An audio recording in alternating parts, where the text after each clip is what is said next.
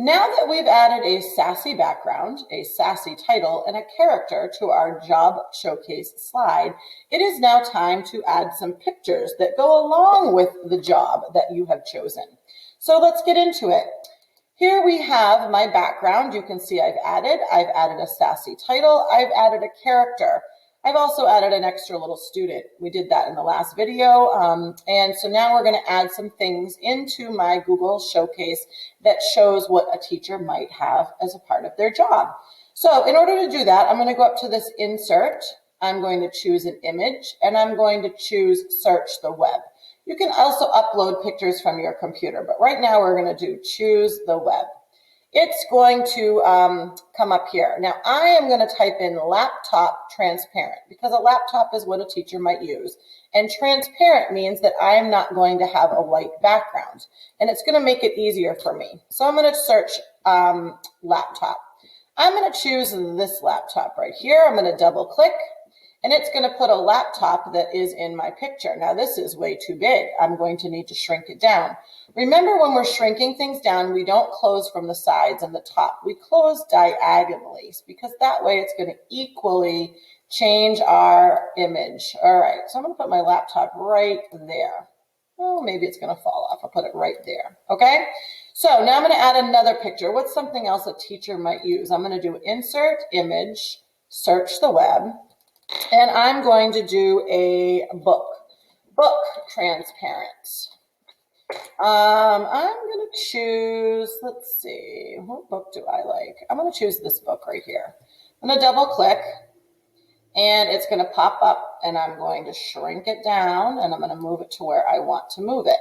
Now on my Google Slides, let's see, I might want to add, I might want to add a shelf because maybe I want to put some more things on things. I'm going to insert image from the web. I'm going to do shelf transparent. Now maybe I want to, let's do this one because I can probably make it smaller and put my shelf somewhere in move myself over here. I'm going to move my student over here. I'm going to move my shelf over here.